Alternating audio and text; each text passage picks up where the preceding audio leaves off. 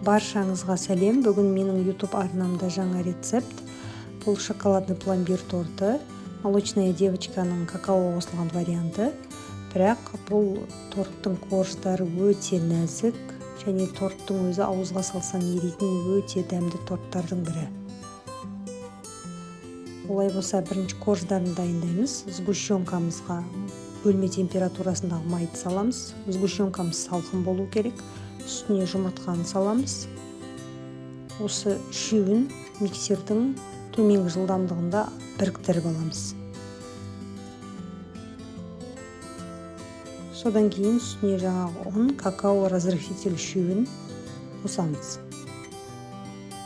Ұнымызды илегіштен өткізіп аламыз, какаоны да. Осылай массамыз қою болады. Шеттерін лопаткамен бір жинап аламыз да, сосын қайттан тағы да 1-2 минут миксерлейміз. Тестамыз дайын болды. Енді осыны асты сызылған пергаменттерге теңдей 8 бөлікке бөліп аламыз. Менде мына жерге 3 слойын ғана көрсете алдым. Так менде осындайдан 8 штук болды. Осыны бұлай барлығын сызыққа дейін жайып аламыз.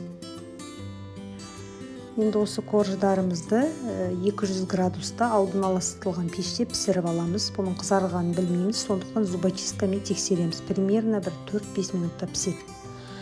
Енді осыны кольцомен тегістеп аламыз. Менде 22 диаметр кольцо, бірақ ол обтяжка жасалмаған торт үшін.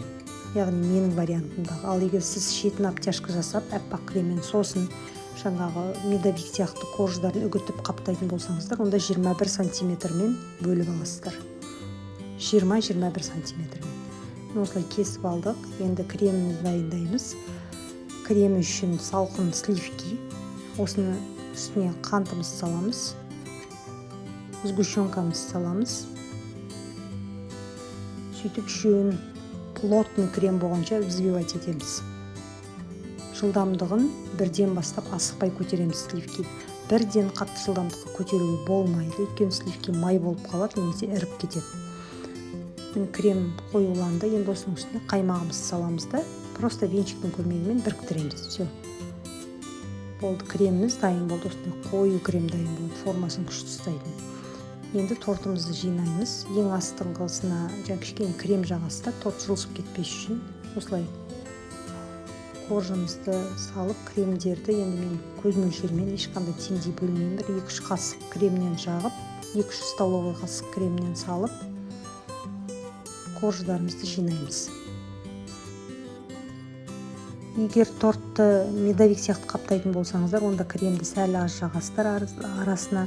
Мен көп жақтым, өйткені ашық түрде қалдыратын болғаннан кейін. Сыртын қаптап, одан кейін бағана шетіне кесіп алған корждар бізде жұмсақ болады. Оны бір ыстық печкаға салып аласыздар, содан кейін ол қатаяды, сосын үгітіп, шетін как медовик сияқты қаптап шығуға болады.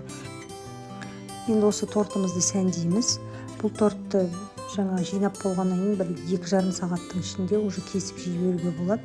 Өте жұмсақ, нәзік, ауызға салсаң еритін торттың бірі. Осы рецепт өзіме қатты ұнайды. Сіздерге де ұнайды деген ойдамын. Видеом ұнаса лайк басып, комментарий жазып, қолдауларыңызды сұраймын. Және де каналыма тіркелуді ұмытпаңыздар. Сондай-ақ каналымда басқа да торттардың рецепттері бар.